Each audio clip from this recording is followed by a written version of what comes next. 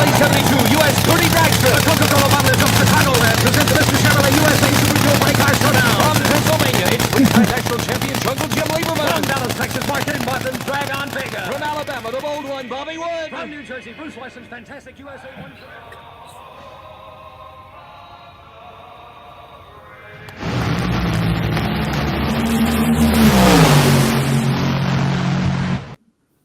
It always is awesome. It's Wednesday night. Wednesday night. I do. It gets me the goosies, man. Dude, I'm telling you, every single time. So, anyways, just a heads up, guys. We do have thunderstorms running through Tennessee again. So, if I go out, I'll try to get back on as fast as I can. So, I even got my little flashlight here just in case I lose everything. Oh, well, it's good. I was thinking that was a flashlight. So, yeah, well, it's that time of the season again where in Tennessee, we don't have winter time. We have thunderstorm, rainy season time, and then the blisteringly hot time where we add humidity of in excess of 100% on top of that. Where you literally walk outside and it's a block of water. I feel like I'm SpongeBob sometimes when you go outside, right? That's right. Yeah, under the seas for me, right? Yeah. Well, tonight we got a lot of folks in here. Danny Boyd's in here. Wannabe Hey from Virginia. Michael Schmidt is here. What's up, Big Daddies? Mr. Wilburn throwing out some dart sport. Danny Boyd again. Fab Race Mod Repeat. Chris Cox from Northeast Dragway, which, hey, by the way, we finally got our first event set for Northeast Dragway. Well, actually, the first AHRA event set this year, and it's Northeast Dragway on March 11th. The cool thing was Chris Cox and myself and the track operator owner put together a pretty decent thing. We got brackets, plus we're doing 28-10-5 NA class, where it's 100% payback, and we're starting payouts at $600. So, you get 8 cars in there, man. You're looking at $1,400 payday, winner take all. Heads up, first to the finish line, 28-10-5 NA. We're also, let's see what else they got. A new street class that they're premiering at that event from Northeast Dragway, where it's a heads up street class, right? So we're going to see how that one goes. Now, the NA class, is it going to go by weight or anything, or what? Is there any rules or right now? 10-5 NA, it follows actually the 10-5 standard rules, which is steel roof and quarters, the 28-10-5 tire, no W's, or a 275, 60 R15, or that's right, I think. Yeah. So, but no weight, like, so you could really roll up in that car that weighs like 1,300 pounds or something like that, right? Right, if you have steel roof and quarters, right? Yeah. So okay. I'm assuming that steel roof and quarters is going to kind of slow a lot of folks down. Plus, it's not like, the thing has to have license plates and turn signals and all that crap. Everything that you would need. Street legal. Right. Yeah. Okay. And then it's got to be a DOT tire. So. I'm sorry. That's for that street class. For the 28-10-5, you can have a 28-10-5 slick. But so Travis Mopar Garage is in here. Tista Speed Shop. Let's see. David James is here. Hey, from Iowa. And David James, I believe it's the guy that brought you that magazine, right? That we got to still hook up on. So the Buick Hot Rod magazine, right? Unity Motorsports Garage is in here. Andy, and you know what's funny is Andy and I had been talking in the background. We're trying to work something out for Andy to do a best of 3 match race at Wilkesboro this year. Yeah, so September to the 2nd and the 3rd, there is actually some neat stuff going on at Wilkesboro Dragway, where the 2nd is the Don Carlton Nostalgia Pro Stock Drag Race. And so they had wanted us to bring Nostalgia Modified. And then Andy had contacted me like, hey, man, would you guys be doing something there about this time? And I said, just so happens we are. So on the 3rd, I think we're going to try to do, Andy, a best of 3 match race, Casper against somebody that he finds. So that way we can put a flyer together and farm it around. I think it'll be cool. That'd be awesome. Uncle Squirrel's here. He's blaming squirrels again. And Colleen Tebow. Danny Boyd wants to know if the Oak Ridge Boys sing the national anthem for the AHRA. I don't know who that is, to tell you the truth. So, it's pretty good, man. Yeah, well, it took, like I said, it took me a while to kind of put that thing together, but once I got it right, it's right, because I mean, like, you get the goosebumps every time, and that's right. It's just like I don't know, if you ever watch American Idol, you find those kids that can sing, and the ones that nail it, you get goosebumps when they nail it, and so you're like, oh man, I'm on something here. Michael Roberts, Bill McKyska is in the house. Bear Rose Garage, Mr. Bear Rose himself is here, graced us with his presence. I'm sure he's thrashing away on. Well, last I looked, he was working on a Slant 6 car. So, he's thrashing away on a Slant 6. He's become one of your tribe, Professor P's tribe. Fly that flag. Yeah. The one-eyed cat is here. Is Don English. Jonathan Couchy says, "Hi, Dallas and Shane. A question for Shane. What would you recommend for retainers and locks for a stock small block Mopar valves with upgraded springs? Hughes 1,110 springs, small outside diameter than 901-16s." I don't know anything about the Hughes 1110 spring, but I'll tell you what. If you send this to Pulido@edelbrock.com, I will be in the office tomorrow, and I'll look this up and I'll find it for you, because I'll have all the retainers there, and that way I can find out what you need. Also, too, just give me your installed height, because our retainers have a different, plus, 50 or minus 50, whatever your installed height you're trying to get. That way I can get that spring, find out what it is, and then I can get your retainer and your locks and so on and so forth from there. Well, if he's buying springs, you and I have crossed this bridge a couple of times. Mm-hmm. If you're buying springs and retainers, it would make the most sense to go get yourself some Beehive style springs and the lightweight retainers, and then that camshaft's going to have 500 more RPM based on just the weight of the valve train. And also to the harmonics of that spring too. That's the whole thing. That's those springs are really good. And they don't have that little stacked spring on them as the coils bind up on them. It's a really great spring. The other good thing this is why I gravitated towards them was what you get with one spring is what you would get with a dual spring for any other package, right?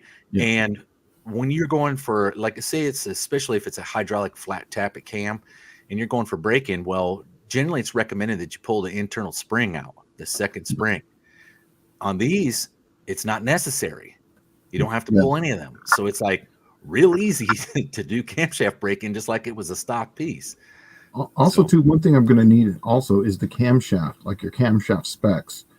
Typically, the best way to do this is you get whoever made the camshaft, that's where you should get the springs from, because they're going to know the ramp rates. And then you can extrapolate that too, like the rocker arm ratio. Like if you have a 1.5 or 1.6, it's going to, have different speeds on the actual valve. So typically, just throwing a spring on there is not always the best idea. I would go with whoever made the camshaft and start there. By any chance, do you know whose cam it is that you're dealing with, or is it just a factory one or something like that, or purple shaft or something? Well, we'll give them a few minutes to chime in and let you know. Fab Race Mod Repeat says, Dallas, don't forget the track won't be radio prep. That's right. The first event at Northeast Dragway, it's going to be just bracket weekend prepped, right? And that's where we decided it was probably best to throw in your 28-10-5 NA class because they won't need any more than that, really. It won't be radio prepped. So let's see. Danny Boyd says, just say no to license plates. And I think I've said this before. I don't like to build a street strip car at all. I think it's serving two masters, and I think it's very expensive, considering that you could build one. You could almost take that and split that whole car into two and build two cars purpose built.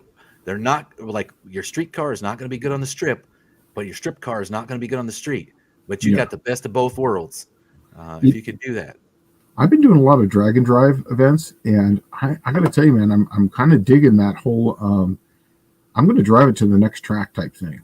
That's kind of fun, and that was actually really fun. So it's a whole new level of pain. Will it make it? You know. That's exactly right. So, Barrel's Garage says, have officially rediscovered the 7th level of hell. Oh. Shift cable removal on a 904 Mopar floor shift in sub-zero weather. Dude, just cut it at that point. Just get yourself some snips. You know, if it's that painful, I mean, those cables are like $20 or something. You know, I would just cut it at that point. Yeah, Danny Boyd saying that hopefully it wasn't acting as the engine to chassis body ground. I'm sure that's. Did they cut a corner when they did that and use those as a ground? Some people just forget to put the strap on there, and then that becomes the ground. Oh, and it really starts acting as a ground. Oh yeah, it will melt. Okay. It literally will just melt. Huh.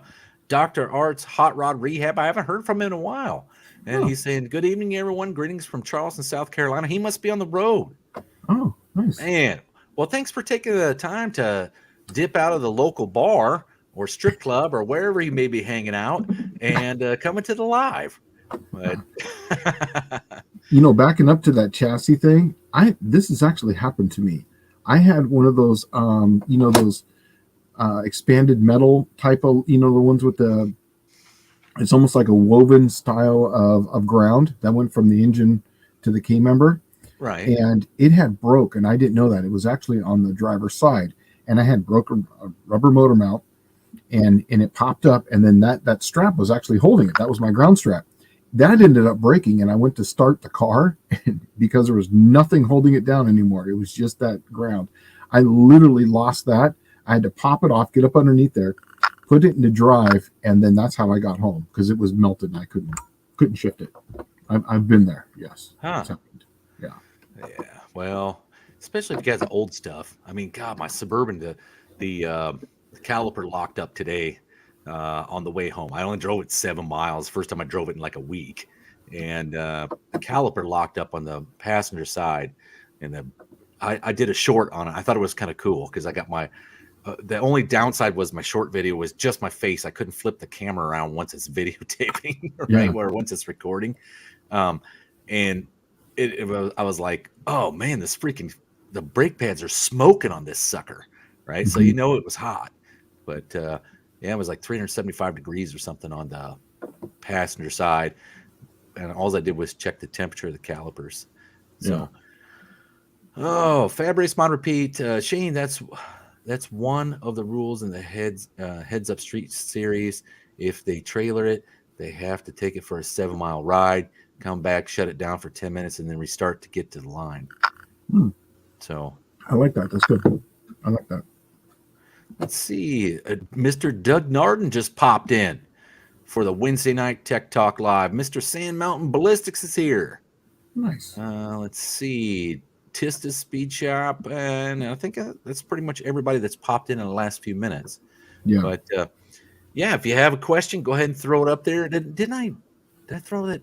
He answered back and said, okay, so Jonathan Couchy says install height is at 1.680, which is recommended. I'm running the Hughes Whiplash cam, and that is their springs.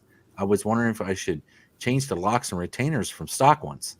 Oh no, if that spring is designed to run with that stock retainer, then I would just run that. I mean, if you put the retainer on there and the cup actually recesses inside the spring, you're good to go, bud. Yeah, and just make sure that the retainer with the lock, put it on there, pull it up. Make sure you're at that 1.680 or close to it, and you should be good to go. Yeah, my rule of thumb is that on install height, I guess it's not technically install height. I just read across all the valve stems, right? And make sure all the valve stems are within 10,000ths of each other. You can get away with more than that, but when you're looking at the far side of the rocker, if it's it's always going to be a ratio, right? So if you're 10,000ths off, that means on the far side of the rocker, if it's a 1.5 rocker, you're 15,000ths off.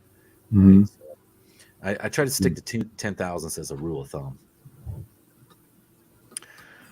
So let's see here. What do we have for questions this evening? Okay, D150 popped in. Nice. Which do you guys prefer and why? 3-finger pressure plate or diaphragm? Depends on what I'm doing. Puck style disc and mechanical Z-bar. I know I would go with a diaphragm for that one, because it's going to be, with the mechanical Z-bar, you're going to have a lot of movement there, and that way you're not just on 3 points. I mean, there's probably clutch people out there who probably tell me I'm wrong, but I've done them both ways. In my Volkswagen, I've drag raced them with pucks. I've had them 3-finger, and I've had the diaphragm. And when I was running the Kennedy style, I had a 2,300 pound Kennedy on it. I like the diaphragms better. If you're driving it on the street ish, and still kind of racing it, that's just mine. I've never really liked the 3-finger pressure plate. Mm-mm. And that's because literally it's only 3 fingers. When you're looking at your diaphragm, you got a lot of that pressure and weight is spread over a ton of fingers, right? Yep. That's why I like the diaphragms over the 3-finger. And generally, they're supposed to be roughly the same pressure, but it's just a lot Spread more out surface more. area. Yeah, exactly. And that's basically, whenever you can spread the load over many areas, it's always going to be better. And That's that Z-bar, I love the mechanical Z-bar setup because you actually have clutch feel, right? Yeah. Hydraulic and cable kind of takes some of that out. Mm-hmm. So Yeah, I was just talking about for like when you're really on it and the engine's torquing a little bit, that Z-bar kind of moves. I used to feel that in my clutch, like the engine torque up, you could feel it,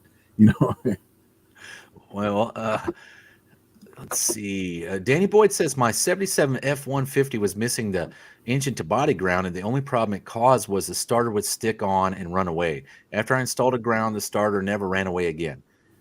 I've never had the runaway problem. I'll tell you the problems I have had with this.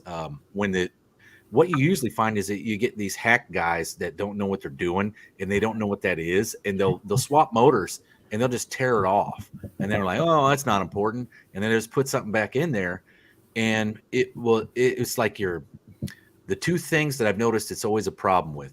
Either the starter won't engage every time, right? Mm-hmm. Or the ignition won't fire properly, and it'll seem like it's a vacuum leak, or Yeah. it'll seem like you're chasing something carburetor related, and the spark is just too weak. Yeah, it's not jumping the spark on the plugs because the head isn't grounded. Right. So that's the man. And I remember the first time I ran into that, it was like, let's tear this carburetor apart. There's something wrong with it. And you check everything, put it back on. It does the same damn thing, if not worse. Right. Yeah, And you're yeah. like, what in the world? It's not making any sense. And, when you're looking for stuff like that, you put a timing light on it, it still flashes. Mm-hmm. But it's when you stick a screwdriver in the end of that spark plug wire, roll it over, and you see it doesn't have that bright white spark or a blue spark. It'll be orange. And that's when it's kind of like an indicator. I ran into that on my Blue Dart. Did you? When I went to the digital 6-box on that, I had the block grounded, and then I put Cometa gaskets on it, and then I had the head bolts, the actually studs. And I didn't have I just had like a number 10 going from the head to the block, but it wasn't enough. It just wasn't grounding out enough.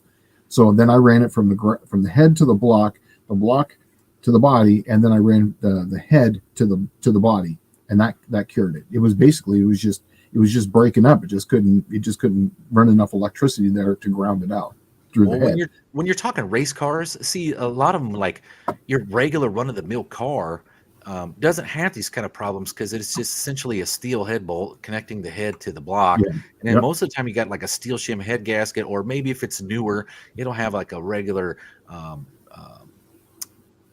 composite gasket. But when you're talking race car and you put like your Cometic gaskets in there that are coated, they got like this thin coating of, I don't know, it'd be like pre-copper coated, right? But it doesn't have any copper in it. It's like a rubberized. When you feel them, you'll know.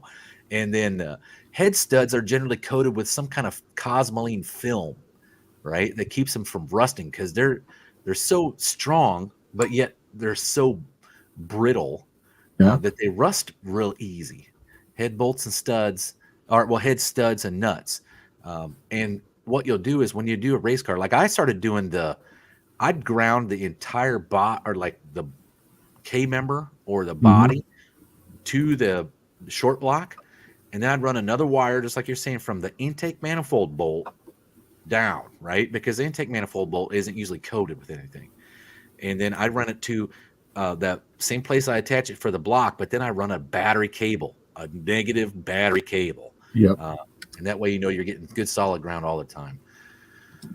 All right. A Cove says, Dallas, how easy to find parts for your 9.3 rear? Very cool axle. To tell you the truth, they're not as hard as what I thought it was going to be to find any parts for it. There's a lot of stuff on like Marketplace, eBay, but what I have found is FabTech out in like Wyoming or Utah. They make whatever you want for it. I mean, they're a little bit more pricey because you're talking about like a proprietary rear end that nobody supports anymore, right? And one place makes the stuff, so they can pretty much set the price. But they're pretty much readily available. Gears are not a problem until you start getting over 488, right? I needed a 513 and they don't have one, and I'll have to see if I can find something either laying around that's 50 years old or just go with a 488. So Doug Narden says that the 3-finger is highly superior. Once again, don't know. All mine were diaphragm style. In fact, the one that's in my race car, that's it's a triple disc. So that's going in my Gen 3 Hemi. That's a diaphragm. Okay. So I don't know. I mean, once again, that's something beyond me. I don't know. NSB Custom Cars. Howdy, Dallas, Shane, and everyone. Welcome, NSB. Yeah. Let's see. And here's the other side of the coin. Danny Boyd says diaphragm is usually better. That's what I've always looked at because of the surface area that it can cover. Yeah. Right? But maybe it also could be, with what you're running, and maybe a diaphragm's better if you're running a hydraulic. I don't know. I don't know. I don't know. I would think that the 3-finger would allow that the throwout bearing to actually cock in there a little bit easier. Maybe I'm wrong on that. I don't know. I figured the surface area of the diaphragm was probably considerably better. That's what okay, so Travis Mopar Garage says, Shane, can you explain how a trans brake works inside the trans? Yeah, it's really simple. Honestly, it engages reverse and first gear at the same time. So basically, you have two things applied. So your reverse is applied, and your first gear is applied. And then when you release the button, it literally drops the reverse, and you're already in gear. That in the basic sense, that's how it works. Many different trannies have different ways of how they work. As far as like, 904s, they'll leave on a sprag. They have ones that have a low band apply, and then how it goes through the clutches through first gear. But basically, that's all it is. Really, you're just engaging 2 gears, reverse and first, and then you just drop reverse, and you're already in first gear. That's basically all it is. It's basically a neutral drop. Except it's neutral to first, essentially. John Wilburn says that all the starter runaways he's ever seen were always Fords. Yeah, and that's probably because the solenoid gets stuck. Yeah. I had that happen on my T-Bird. The very first startup was, I took the factory Ford solenoid out, and it came with a wiring kit, and the solenoid that came with it was probably just some Chinese junk. Yeah. Right. I literally turned it over one time, and that solenoid stuck, and I'm back there shutting the battery off while it's burning the teeth right off. But terrible. Yeah. Doug Narden says, my old shop teacher retired with all his fingers, wood and metal shop. Wow. He must have been Mr. Safety. That's right. Let's see. Jonathan Couchy says the only reason I asked, and this is going back to the springs thing. I asked is because they have a smaller outside diameter than Comp 901-16 springs, which people have run stock retainers on. But I could not find anything on the Hughes springs with stock retainers. I'm telling you that I don't even bother with reading up on them anymore without just taking the retainer and put it on the spring. If it sits in there evenly and easily, you don't have to shove it in. And even if you had to put some pressure on it and put it in, it's still probably fine. Yeah, because that part's not really going to move much, Right. It's going to be in the springs and be down the bottom. Once again, Jonathan, just ask Pulido at edelrock.com. And I've got your install height. Just send that to me again, and that way I can get you a comp set up, and then just kind of give me some. I know it's a whiplash cam, but just kind of give me, the cam card, if you can take a picture of it or whatever it is, or just the part number, I can pull it up. maybe on the cam card. That way I can kind of see what they have for like the 200 numbers and stuff. So I can kind of get an idea of how fast that ramp rate is. I can kind of go from there on springs. And if they kind of tell you what they're looking for is for spring pressures. Okay, Michael Schmidt says on low RPM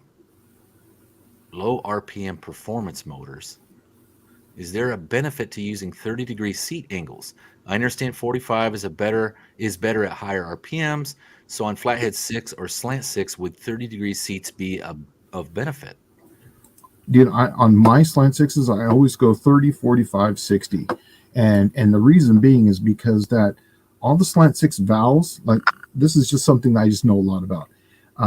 The valves they have a little tulip on them. They actually have a ridge on there, and you can cut back, just do a back cut on that valve. And I've picked up almost 20 CFM just from that back cut. That's actually a little high. That was on the Slant 6, it's 10. It's 20 on the small block Mopar.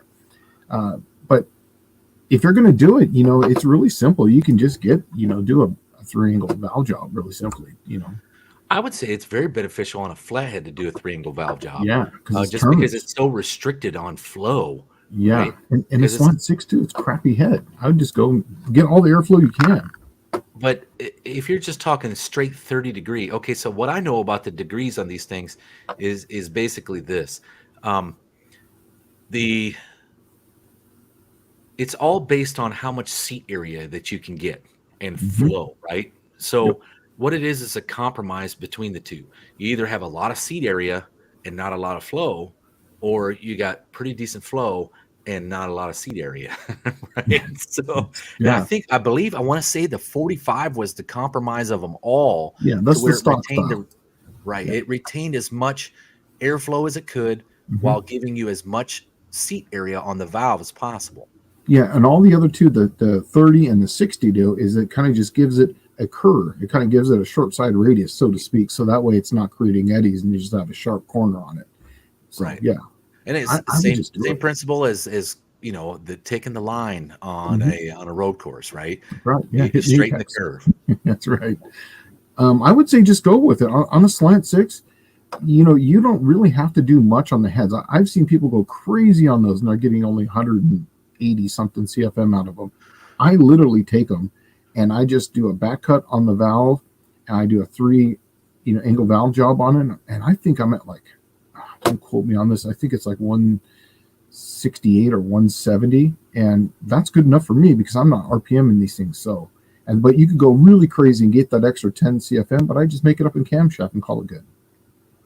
So Danny Boyd, it's going back to our comment about the conductivity of a race engine, right? So he's saying you still got head bolts and the rest of the valve train to complete the circuit. No, the problem with the valve train is it gets oil in between the like their push rod and your cup on your lash, valve, right, and your lash on your valve. Yeah. And then there goes the valve train as a possibility. The thing is with the head studs, they got like this cosmoline coating on them. And it doesn't really conduct well. Some will, some won't. And they're not really biting into the threads of a regular bolt, right? Yeah. When you put the stud into the block, generally you put you put something on the threads of the stud, and it inhibits the transfer of electrons. Yep. And so it's easier just to tie the two together with a wire. And also too with the Cometic gaskets, the Cometic gaskets have that rubber, that's on them. That was it the Vitine or whatever, the Vitine.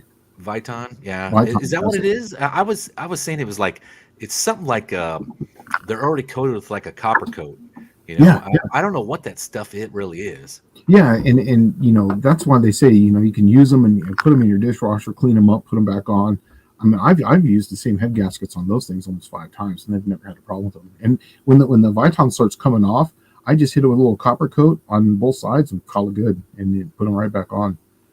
Yeah, but that's why I was getting no conductivity on them. Yeah, well, Travis is saying large ground wire to the top bolt of the starter, a large wire to each head, another ground to the alternator at the back of the battery hub. Yeah. That's if you want to guarantee that you're going to have conductivity, that's how you do it right there. Yeah, that's how I ended up doing it on my car. It was exactly like that. Yeah, I just got rid of. Well, I've seen where guys have painted the engine and it causes Yeah. a problem with the painted engine. And generally, like when you paint down in the hole for the distributor, and your distributor won't get it grounded anymore. Yeah, exactly. So, all right. What else we got? John Wilburn saying he said excellent luck with diaphragm style ram pressure plates. And let's see. Danny Boyd saying how they get the reverse lights to come on when the trans brake is on. Selector shaft doesn't move, does it? Some of them have an actual switch on the valve body or the case. Yeah, some of them are pressure actuated. Yeah, exactly. And so it'll have a pressure switch, and then when you actuate that trans brake, it puts it in first and reverse at the same time. Yep. And since it has pressure inside that reverse cavity, that light comes on. Yeah, on a Chrysler, you normally won't see that typically, because it's going to, that's just actuated by the actual selector. It's it's a mechanical connection on the 904, so you won't really see those come on. And in fact, a lot of people who have a 904 or 727 that's got a trans brake, they just take that stuff out anyways. Well, so Barrows is saying diaphragm for ease of driving, people that can use a clutch, but 3-finger for power, hands down. And that may be the case, because now if you look on the other side of that, the 3-finger clutch assembly, right? It's only all the pressure is being applied in 3 spots. Yeah. Right. Instead of being concentric. I guess that's probably right. Oh. Let's see. Terrence Seymour is saying, I've always thought that the diaphragm is more liable to distort the diaphragm fingers as they are compared to a 3-finger. You get more shuddering with a diaphragm. I did a lot of this stuff when I was at my other company. I did a lot of clutch stuff, but they were multi-fingered. They were like in the 5, 6. It's always going to be an odd number. So it's like either 5 or 7 or so on and so forth. But the reason why they did it was so that way you could add weight to it. So that way you can so that way you can tell how it's coming in. So that way you can adjust the spring. Adjust how much pressure is on it, so it's a slipper clutch going out as it goes, as it rolls out. I would say that for absolute, balls out drag racing, I'd probably go with the finger style. But as far as for like anything I'm going to be doing, that's going to be under 1,000 horsepower, anything that's going to be 600-700, I'm still going to stay probably with the diaphragm. Personally, that's just my opinion. Well, Danny Boyd's saying with a 3-finger, you can change springs and tune the pressure plate to your application. There you go. That's exactly right. Flip, right? Yep. So he's just kind of backing up what you're saying there. Yeah, absolutely. Let's see. Doug Narden says, my shop teacher not only taught me metal and woodworking, he also taught us basic drafting, the things I learned in the late 80s I still use today. My shop teacher was the same way. I took a wood shop, metal shop. We did drafting and architecture, and then there was a intro to engineering class that I took with them, and then they also did small engines and welding. And I took all of them. I love my shop classes. Gosh, that was my saving grace. If I didn't have shop, I probably wouldn't have passed high school with any kind of GPA. My whole junior and senior year was basically shop, and we had those ROP, regional occupational programs. Did you guys remember those? Did you guys ever have the ROP? Yeah, we had those out in California. So like you would get a certificate. You would go to the class, and they had the small engines. They had machine tool technology. So like machinists, and that's where I learned a lot of this stuff. It was in those classes. So that's where I started like learning how to use the mill and the lathe and actually making parts. I was in high school and we made our very first like little tiny engine that actually ran. It was actually really cool. So we didn't get anything like that. My woodworking, I made like a dustpan. They had a lathe, and the shop teachers ran the lathe. The kids weren't allowed to run it. Because I made like a aluminum mallet. We made an aluminum mallet, right? Yeah. And it looked like an aluminum judge's gavel, and that was all you'd have to pick where you wanted to knurl it, what style you wanted to do, but they would cut it on the lathe. And that was one of the things I always wanted to learn was the lathe. Yeah. Never did. And an end mill. I want to learn how to do an end mill. Oh yeah. Yeah, I do pretty good on that stuff. I had a little desktop one, and then I had a pretty good size one in California, but San Diego actually. But I got rid of it when we moved to the house that you came over, the one that was in off of Roxanne. I did. Oh, yeah. Well, that was I a didn't have nice anywhere to put it. place, dude. That was a nice place, man. You had like the whole entire area of that street pretty much locked down and owned all the That was real the estate. launch pad, man. That was like my little like test. I could Well, do you had that road, right? There's like that little 100-foot road or whatever. Yeah, yeah, That you oh yeah. had. It'd And be so like we, a 60-foot test spot. yeah, You well, know? that's exactly what I would do. Is I could. That's how I got my Caltrax to hook up. It was if it could hook on that street, I could hook on anything. So I'll tell you something funny. When I went out to Match Race U, I had, I was working at what they called Swermick, which was the Southwest Regional Maintenance Center. uh-huh. And I had my trailer and my truck parked in the Navy storage lot. And you could Yeah. only go out there for like 2 hours a day. It was regular maintenance is all you could do. You couldn't do anything crazy out there, right? And I pulled my race car out of the trailer into their parking lot, and I took all the tools from work that we used to line like these sonar transducers and stuff, which is like these super accurate digital angle finders with GPS and all kinds of crazy stuff.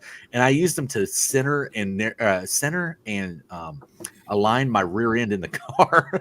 Yeah. And it was great, man. It was That's great awesome. having $10,000 tools that nobody else had, that I, you only are used for one purpose. I had a measuring tape and basically just, if the car went right, I adjusted this side. If it went left, I adjusted that side. So yeah, that's basically how I did it. Let's see. 51 Flatty says, "Great show, guys. Is the base of a lifter an arc shape or a V? I'm aware it's convex." I'm not. Well, it's convex. I mean, it's a continuous radius. If that's what you're asking, I'm I'm not not sure really. what he means by arc shape or a V. I'm a little bit lost. It's completely convex and it's Yeah, almost like circular. yeah. It's kind of. I mean, it exploded. It would be like literally the curvature of something like that. You know what I mean? But that's obviously crazy, but it's literally like that. But that's a lot. But Yeah, I'm it's not very. sure what he means by arc shape or a V. I'm a little bit lost on that. Mhm. I wish I could help you out, bud, Yeah, because I you don't think know, we have a man. great show. Now we got a poo show, right? But First Responder Garage says, Dallas, why I missed my comment about the clutch? Good info. I must have missed it because I'm looking for questions. I don't know.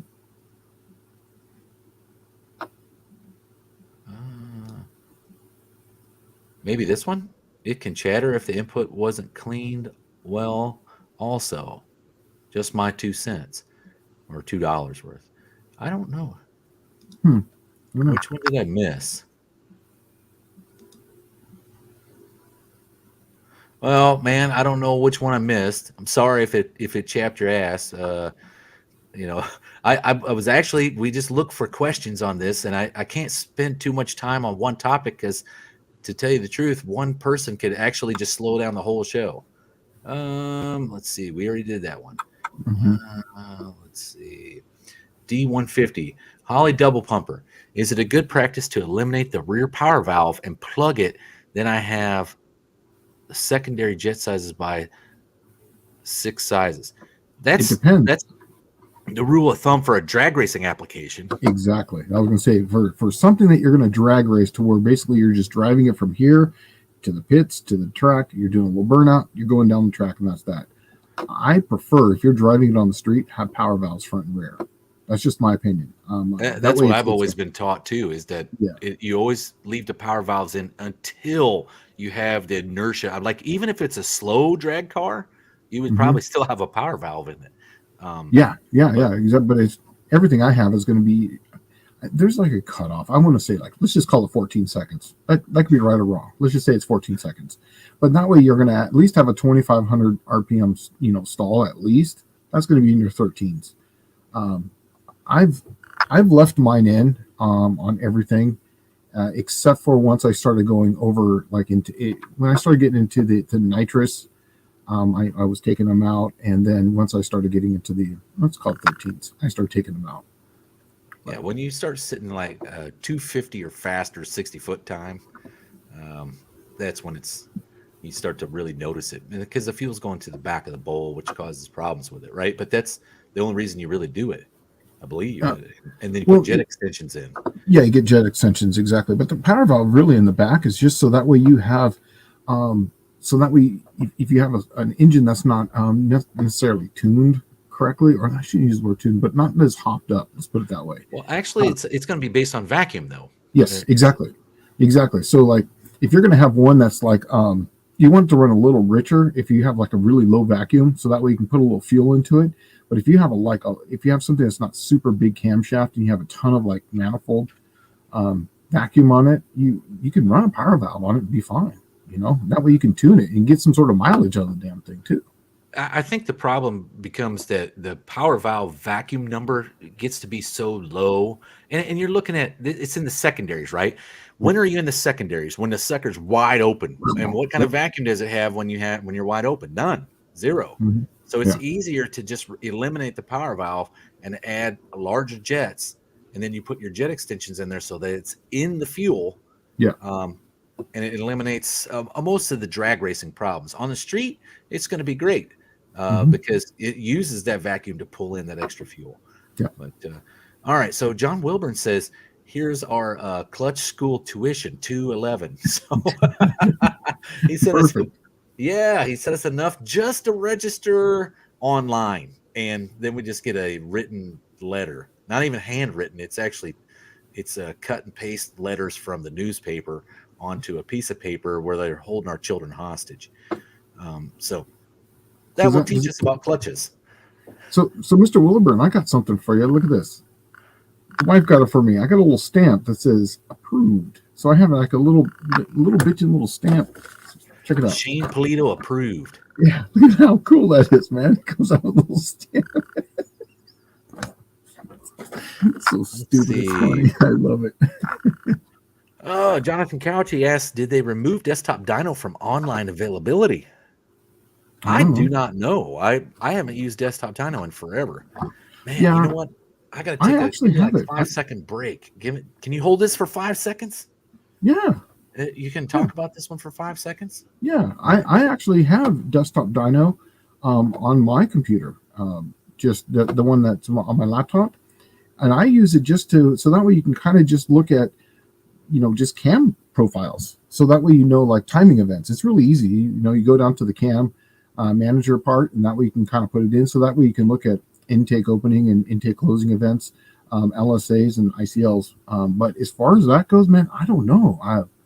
I downloaded it a long time ago. I think it was Desktop 2000. It's an old one, but I don't care about if it's coming out with accurate numbers. I'm just trying to get where the timing events are kind of happening. So I don't know, man. That's a good one. I don't know. Did they remove it? Who knows? I don't know on that one. But yeah, I was going to ask him, do you have it on your computer still? Desktop? Did you ever get it, Dallas? What's that? Desktop dyno? I actually have it. I have the CDs for it still. Yeah. I have desktop dyno and I have desktop drag strip. Yeah. I was just telling them I just use it just for the timing events. That's all I really care about. I just want to see what that way it's a really easy way to calculate that stuff. Oh, well, the original desktop dyno, because I had it back in 96 maybe? Yeah, I think it was like 99, 96. And it was DOS based, right? Oh, no, MS-DOS based. And I had that, let's see, okay, I've been a gearhead for a long time, but I didn't, because I was in the Navy got in the way of me gearheading it up. So my first duty station was in Japan, and I was like an E3. They wouldn't let me have a car. I couldn't drive anywhere. I took the train, the bus. I was also stationed in Japan, so that made it even harder. And I had bought desktop dyno, and I secretly installed it on the computer that we had in our workspace. And we were one of the few people that actually had a computer in our workspace, because this was before the whole internet and networks and all that stuff. And I would sit there and run dyno simulations for as soon as I got off of work until I went to bed. And I would do that every day for like 8 hours a day for probably a year. And I came up with some really awesome camshafts because of it. But the thing was, it had the timing events on the camshaft listed as the degrees before or after top dead center. Unlike the camshafts that you get, like the stuff that you get today, when you get a cam card, it doesn't really have that information unless you dig down on it or you ask for it. Yeah. Or if you get an old school cam grinder and your stuff comes from, like, say, I don't know, who was it? Schneider has it on there. Yep. So they haven't changed much. And you can get a burrito right out front. Can't beat that. I'm telling you, man, if we take a road trip out to San Diego, we got to do this Wednesday night Tech Talk live from the burrito shop in front of Schneider, man. That would be badass. But you know what? I got to tell you, I don't know. Is there going to be a burrito shop there anymore? I don't know. I have no idea what's there anymore. I mean, gosh, it was okay. Well, the first time I went out there in the 90s, that thing was kind of by itself is it Mira Mesa? I want to say it's Mira Mesa area. Claremont Mesa. And it was kind of just tucked away in like a back alley. And then when I went there, my last duty station in the Navy was 2015. That sucker had everything encroached around it. So I don't know how much longer it's going to be around, to be honest with you. But, the Schneider cams that I know of is off of Marina Boulevard. That's it. Yeah. Okay. It's tucked away in that little alley. Yeah, that's actually like right next to that's like Bay Park, Mission Valley, Marina, essentially, and it's just east of like Mission Bay area, and that was Claremont Mesa. No, that's a little ways away. I'm actually trying to pull up to that. What's the name of that taco shop that's right there? I don't know. I'm trying to find it right now for you. I don't think it's there anymore, man. What's that, Schneider? No, the taco shop. Oh, well, it might not be. No, I'm telling you, that's a high-end area of town. That's why I was kind of surprised that Schneider was still there. Yeah, it's gone. They have a house there now. There's like an apartment complex. There's literally an apartment complex there now. All right. Well, guess what? You can't get a burrito anymore while you wait for a can being ground. Yeah. Now you just got to go by and peep the windows. Yeah. That's the only thing you can do. Yeah. But no, really, there's nothing actually car related down in that area of town. It's not far from SeaWorld. So, that's like the nice stuff in San Diego. The further you go west is where it gets all messed up, right? Like, so.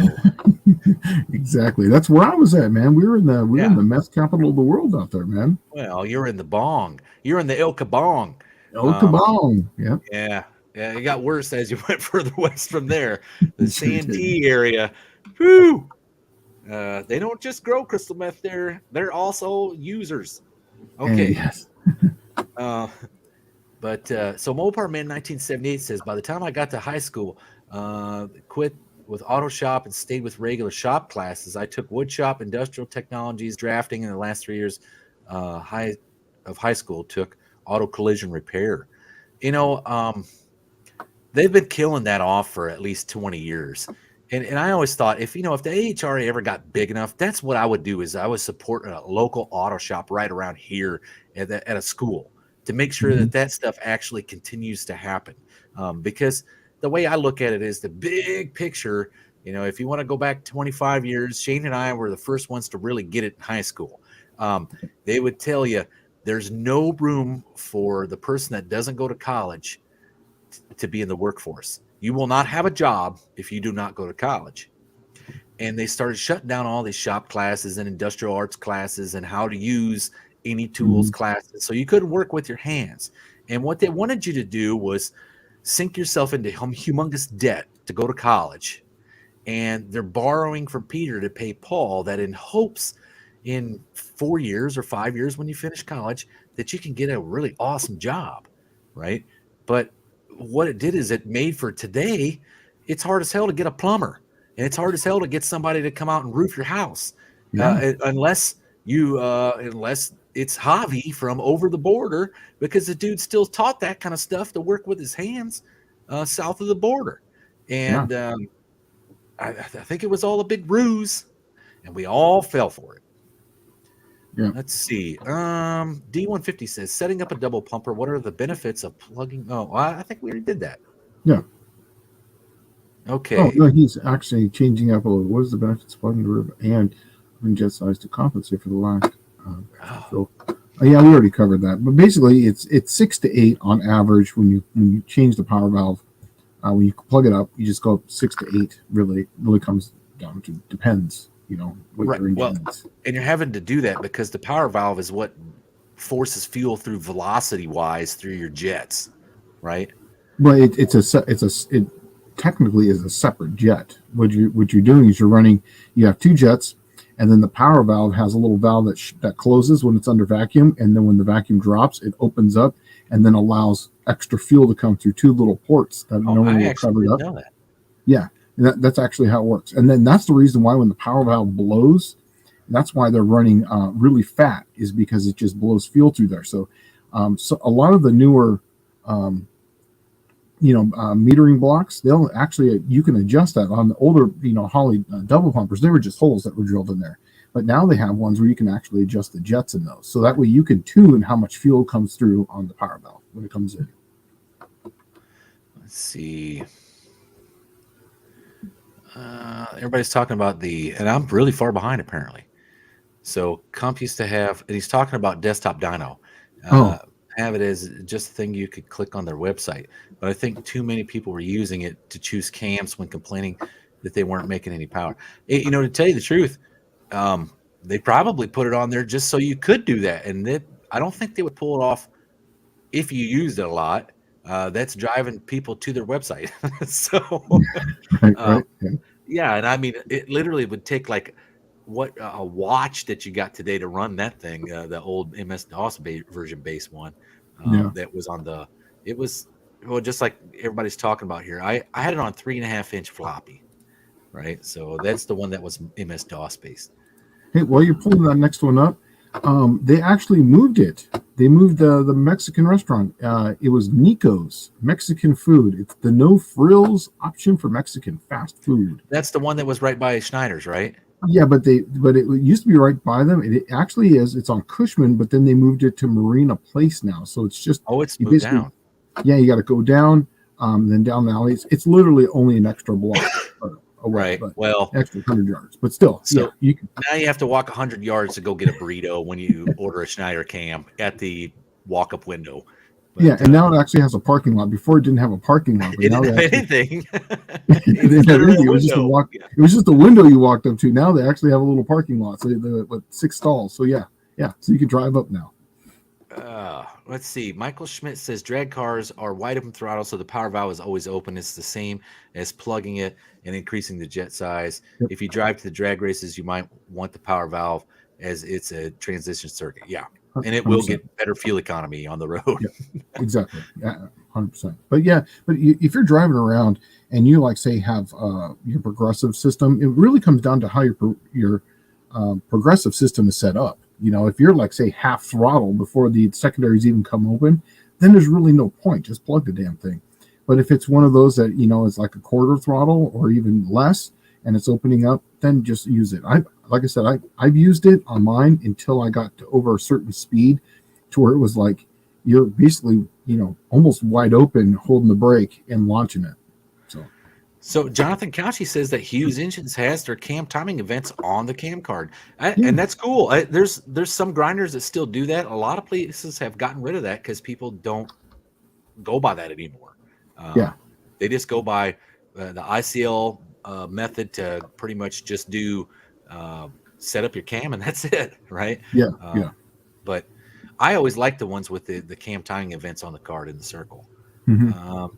So Doug Darden saying get a cam ground, go see Shamu. The coolest part is you can stand there. They have like a window that you walk up to order the camshaft in. It's like a flat parking lot right there, but it's on this terraced hill, and you can look off that hill, and it's probably Shane, a mile to the beach, if that. It's a little far. You can see the waters. It's actually about a mile from the bay, because the end of that Fiesta Island is literally less than a half a mile. But yeah, it's to Because the bay. five is not far from there at all. I mean, No, you're it's like, not. yeah, you're stone's throw away from Interstate 5, Yeah, and then five. five is Then probably a couple miles from the ocean. yeah, exactly. Because if you get on the 8, then you would end up in the People's Republic of Ocean Beach, and then and if you go north on that, then you end up in Mission Bay. Dude, speaking of that place, Ocean Beach, remember That's that why I said burger the biggest. joint? Remember that burger joint there? Who What is that dads? burger? Hodad's. God, Oh, man, they would freaking cook up a burger, and they had their own microbrews, and that place was good. Get your face filled up with some food in San Diego. They had a front of a car, Volkswagen bus that was cut off and put inside there, and you could literally eat inside of a Volkswagen bus. Yeah, that was one of their benches, but Yeah. the place is literally it. Okay, so back in the '90s when you had the I don't know what you would call it. It'd be the ska punk revolution from the '90s. Every band had their own stickers, and if you go inside Hodad's, this place is like held up with all those stickers. I mean, it is literally stacked of those stickers across the walls. Yeah, It's amazing.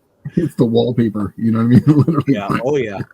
Yeah. And some of them were signed, and some of them are not. And some of them from bands. You'd be like, "Holy crap, these guys were here!" But yeah, it was. Hodad's is a good place to get your burger on, because they'll make it right there in front of your face, and they're not bad. Yeah. Yeah, First Responder Garage says, I agree, Dallas, completely. They should never get rid of those vocational schools. I agree. That's why we're having a hard time finding HVAC people and all that stuff today. Electricians. Because, they stole the pool of people that would have entered into the workforce in, like, say, an apprenticeship, and put them in college, right? Yeah. And then with my kids, they have a college fund, but I tell them, it's like, there's no shame in going to a trade school at all. At all. If you want to be an electrician, have at it, man. This will get you your skill trade, and you'll be making money way faster than your friends. Yeah, Bear Rose Garage says student debt is big business, and they're turning trade schools into new university debt highway. Here's the thing that I really, really want to, like. Okay, I didn't go to college. I went in the Navy as an enlisted man, right? That means that you're uneducated, slobbering moron. Okay, you're just a regular person. You're not a slobbering moron, but you're just uneducated. You don't have a college education, so you go in to do the grunt work, the manual labor, and for the first 5 years, that's really all I did was lots and lots and lots of manual labor. It's almost the equivalent of, instead of turning big rocks into little rocks, you haul up the anchor and haul it down. It's the same kind of crap, right? It's about as close as you're going to get to going to prison without getting shanked in the mess line. And so the neat thing was, though, like, I was one of the few people on board the ship that could rebuild a carburetor, or I don't know. I wasn't afraid to try something that this is mechanically hard. Okay, let's try it. And I would rebuild valves on board the ship. I mean, if it didn't work already, what do you literally have to lose? It doesn't work. So I mean, I was one of those guys, and sometimes it worked out for me, and sometimes it didn't. But my chain of command, my chiefs, when I was a young sailor, were always worried that I was going to take something apart that I shouldn't be taking apart. But if I had a book for it, I was taking it apart. Let's see. First Responder Garage says you can also drill the PV ports for adjustment orifice. I had to do that to this blower engine. Yep. So 25 thousandths. If bigger, I usually drill and tap for a brass plug. So I'm assuming that's just allow more fuel quicker, right? Yeah, well, it just would allow more fuel, so that, because like on a blower engine, obviously you're going to want more fuel and a lot more fuel, because you're going to cool it. So yeah, sometimes, in fact, I was actually thinking about that when you were talking. I saw this, I was like, oh yeah, that's right. I had to drill those out bigger on some of the blower engines, because when they're just idling around, you're really just kind of using a couple of them. But then when you're really floored, you want as much fuel as possible to go through there. So yeah, I've done that. Oh man. we got down here at the bottom? I'm looking for. Everybody's kind of chattering about the school stuff. Let's see. I thought that was a question. There's so many kids going to college for a business degree. What a waste. Well, I'll tell you right now, I didn't have a business degree when I started doing the AHRA, and I just learned a lot of it the hard way and paid for that college course through hard work. Right. Yeah, and getting screwed. Let's see. Wasted their money. Yeah, see, Danny Boyd said, my parents wasted their money sending me to college. I was a party animal.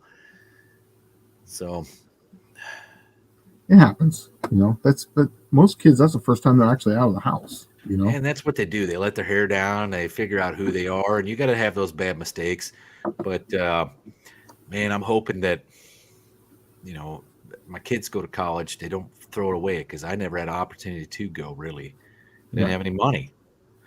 And that's what it took. Yeah. We got our kids are lucky, but I just want them to be happy with whatever they decide to do.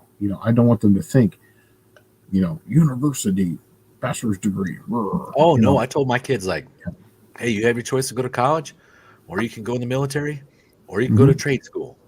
Whatever. It's your options. Yeah. That's where you But start. You're doing something. Yeah. And if you're not doing anything, you're paying rent. Yeah. Well, they're not going to be doing nothing, because I'll throw them out. So. Yeah. Let's see. Schmidt's actually, that's a great question. You left there. No, I left there. And no, the AHRA does not have events in SoCal or the West Coast. That's pretty much owned by the NHRA, whatever tracks are left. That's the real caveat to it, is that whatever tracks are left. Okay, because when Shane and I were out there racing, turning the circuit on the West Coast, hitting Drag City, there was only I think 3 tracks on the entire West Coast. There might have been 4. I think there was one up in Sacramento, and then if you went further east, you could catch Wild Horse Pass just opened. Yeah. And then there's Tucson. Then in San Diego, they used to have that race legal down at Qualcomm. Remember that? Right. Yeah. But I had a full-blown race car, and it was not something that you'd really show up at race legal with. No. They had their fast track, because they had 2 tracks running at any given time. In the fast track, you couldn't go faster than like 630s or something like that. So it was I could actually go out there and do a decent launch, go down, and then I would basically just let off and then roll through it. And I'd always almost too fast. I watched it. I don't think 2-3 times the entire time I was there. And see, the only reason they opened up this race legal, and I'll explain to you what race legal was. Race legal was essentially the parking lot at the Jack Murphy Stadium, and they just blocked off some areas with some jersey barriers, and you went out there and had at it. The only reason they did that is because street racing was a problem, and it wasn't actually the street racing crowd that became the problem. It was the guys that were stupid enough after Fast and Furious came out to line them up on Mira Mesa Boulevard and then run 180 miles an hour, disregard all the lights and signs and people crossing the street, and run each other over. And I saw that happen a few times on Kearney Villa, and I went down to some of those import races, so to speak, on Saturday nights. And when I used to race with the guys, they would drop the arms, 2 cars run out, the other 2 cars come back, and then the next 2 cars go, get up there and then run. These guys would line up, they would drop their arms. Literally 3 to 4 seconds later, the guy would be lining up and then dropping his arms. And in a quarter-mile track, you would have sometimes 3 races going out at the same time. One is just ending. There's another one that's about mid-track, and one that's just about to launch. And if anyone had a problem, there's an accident. That's why they were killing each other. Yeah. Yeah. But I mean, the stuff that Shane and I was doing when we were hot and heavy on the mid to late 90s, we would drive out in the middle of nowhere, and we would go to these industrial parks in the middle of nowhere. There was nobody around. It was on a weekend or a Friday evening. Everybody was already off of work, and you'd never even know we were there, except for you came in on Monday morning, you had black marks all over your parking lot, and maybe 40,000 40s sitting in the trash can. So the trash can's overflowing before, you see what I mean? Yeah. Well, that's what we used to get was a 40-ouncer and a big carne asada burrito and stand there all night and watch them. We used to have the food trucks come down to the one that was down there by the border. There was a couple food trucks that would come into that parking lot right there. I was at that AM PM and I got that what was that super crazy stupid burrito that you would get there that you could throw in the microwave? The big I know exactly. Yeah, I don't remember, but I can see it in my brain. But yeah, I remember that. It was dang it, it's right there on the tip of my tongue. But you'd buy like the AM PM, I don't know what it is, like half a gallon the bladder buster. You know what I mean? Yes. And what you do is you get a 40 and then you would drink down like your soda drink that you got in your bladder buster and you fill it with the 40 and then you throw the 40 in the trash can and then you're standing there looking like you're drinking a bladder buster. Yep. And you had your big burrito, which, was like the worst Mexican food in all of San Diego by far.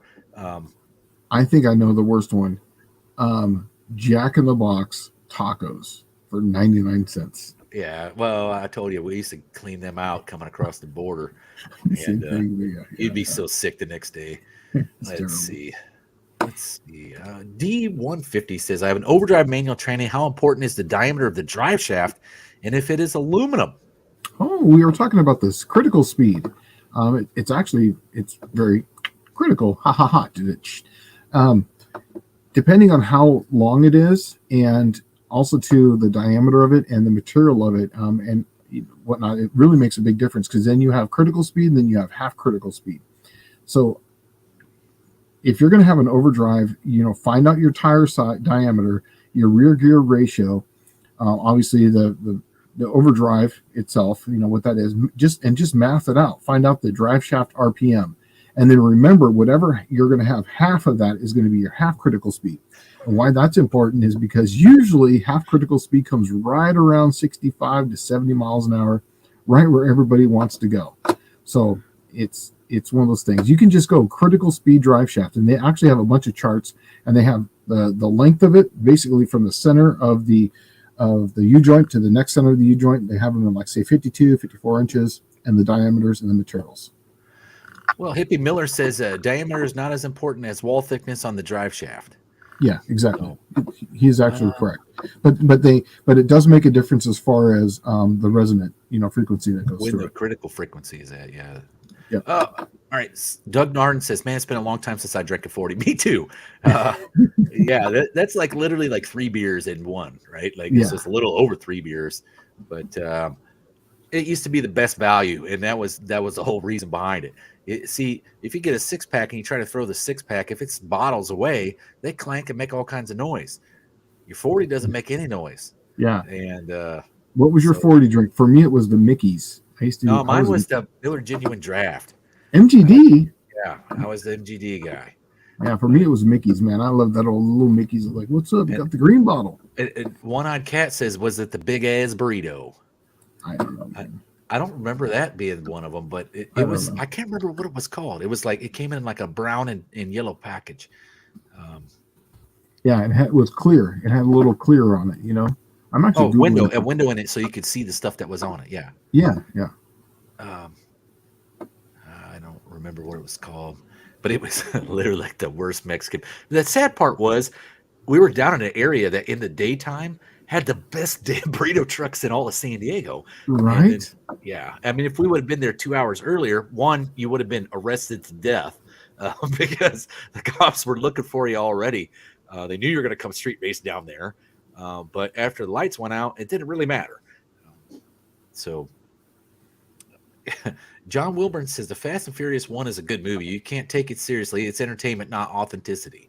And I agree with that. I mean, well, I don't know if I agree with it's a good movie. It put hot rodding back in the spotlight. Yes. Right. And that's the thing I liked about it, because it brought a whole new generation of people around that would have probably never even done it. Yeah. And it gave a whole resurgence. I think the only reason why YouTube is as big it is with all this, car content is because of that movie. I hate to say it, but as much as I hate Nirvana, sometimes they're the ones that brought really changed the whole face of rock in the early 90s. It's the same thing that Fast and Furious did in the early 2000s for racing. Brought a whole new generation of people to that style of music and or car racing. So Danny Boyd said he grew up in Cornfield County, Ohio, and we would race on those long straight roads. One kid in 64 got killed getting in a run before school. Wow. By my day, we raced at night. Yeah, I never went and did licks during the day. Really, there was no good place to do them when I was out there. But I mean, I guess you could go down Harbor Drive. You'd be in jail. Let's see. And I did a couple blasts off when I don't know if you remember when they first widened the airport or expanded the airport. They shut down Harbor Drive and widened Harbor Drive to 4 lanes. Originally, it was 2, right? And nobody would drive down it from essentially where I was at because they knew it was a dead end. You couldn't go anywhere. And I did a couple blast offs on that, but man, I wouldn't want to do that now. It's probably 4 to 6 lanes wide. Yeah. Let's see. Jonathan Couchy says, I'm going back to college this fall for either engineering or atmospheric science after spending 2 years as a licensed insurance agent after all college went online. Remember, I'm missing a foot. Well, hey, man, there's no judgment here. If you're in your 40s and you want to go back to better yourself in college, because there's no real gain for you to get a degree at that point after the degree, all it does is show that you have the ability to learn and to manage yourself in ever-changing situations, right? When you get older, all the degree does is bolster the things that you have already been capable of doing, right? And that just shows the employer that you're willing to learn new things beyond just being a teenager going into college. So maybe it was the big-ass burrito. Because Mopar Man 1978 saying that too. Oh, XXL burrito. That might be it right there. I think that was it. XXL burrito. Yeah, I think that's it. Yeah. Yeah, but we had what was it? AM PM. That was what was down there, right? It was right on the border. And AM PM was right there. Right, it was literally that one spot right there. Boom. Right, and then you'd head east and go out to where everybody was going to race at. It's like it's either off to the right that night or off to the left that night. That's right. Yeah. And you can hear it. You're like, okay, it's over there. Yeah, but there's literally like you're covered like, okay, so it's less than 1 mile to the border to the south, and then I want to say there is probably 5 miles of junkyards around you. So no one lived out there. No. At that time, I think there's houses out there in that area all now. They have out there. Was it 94, I believe. So First Responder Garage says, ever wonder why drive shaft problems occur at 35 and 70 miles an hour? It's your critical speeds. Yep. That's it. Exactly. You got your half critical speeds. And actually, when I was looking at this, Mark Williams Enterprises, if you just type in drive shaft critical speed, he's got a really good chart there that has the diameter of the steel, the length, and that kind of gives you your critical speed. Now, U-joints do play in part of this because that puts it out farther as far as where it's actually twisting. The farther out, the better. The bigger the U-joint, the higher the critical speed goes up. So, yeah, you can really math that stuff out. Man, Michael Schmidt, excuse me, asks a good question here. Is there DIY drive shaft or clutch flywheel balancing procedures? DIY, remember DIY. Yeah. Do it yourself. I would just. I had a bubble. remember those? I have a bubble balancer still. Yeah. That's how I did my Volkswagens. I had a little bubble balancer. Just dropped it on there, and then you can add weight here and there until it kind of sit in the center, and you knew what you needed to do, and then you just grind it off the other side. That's how I did it. Well, that's about the only thing you can do for a clutch flywheel assembly. Yep. With the drive shaft, I don't know. I never thought there really was anything that you could do for drive shaft balancing at home because you literally need like a lathe to run it on, right? No, you can actually do this at home. You can. Yeah. How would you go about doing this then? I would use a with those trying to think of those worm clamps. You can use a worm clamp, and you get one like the diameter of it, and then you put it on there, and then you set the car up, and you support the wheels, so that way it's at ride height, and then you get it up to, like, say 70 miles an hour. Obviously, you kind of put it down, and you can look at and watch how much movement is happening, and then you can take that and you mark where that worm, what are those damn things called? Those worm type of clamps that you put on hoses. A hose clamp? Hose clamp. There you go. That's it. Hose clamp. Yeah, I use hose clamps on it. In fact, that's how I've actually done it before. And then you just mark it. If you got a really bad vibration in the back, and you can see if it's in the back and the front, if you put it up on jack stands. I actually just did this on my Slant 6. I got a drive shaft out of the wrecking yard, and it had a vibration in it. So then I just put a hose clamp on it, marked it, basically brought up the speed, and then I just kept moving it every 20 degrees. I would just move it until you would see it kind of get to where it's at, and then you could mark that one. Okay, I need X amount of weight on this end right there, because you just weighed that part of the hose clamp, and then you can just kind of move it up and down, and it works really easily, and it's fast too. You can get it done quick. Oh, well, I know I have taken some drive shafts to the drive shaft shop, and the guy that works there, it's a place here in Nashville called Clenard's Drive Shafts, and they make some of the best drive shafts in the Middle Tennessee area, right? I mean, I'm not pushing them at all. The guy does custom built drive shafts, and I took my white Ford truck in there. It had a vibration, and I took the white Ford truck drive shaft in there, and it's a 2-piece, so he did each individual piece, right? And then he put it all together as one piece and balanced the whole thing.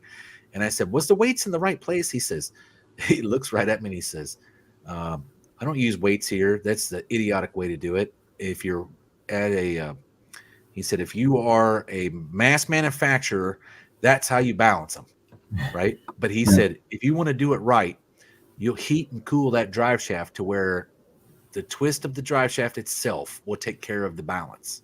And I'm like, "Oh, wow. Okay. So what do you do?" He said, "I take the weights off and I heat it up and I cool it, trying to get the weight where I want it." And it just essentially shrinking the metal, right? Yeah. I thought that was kind of interesting, but I've never tried it, and I'd never heard anything like that before, but it could be something that you could do. I don't know. Yeah. Let's see. That's cool.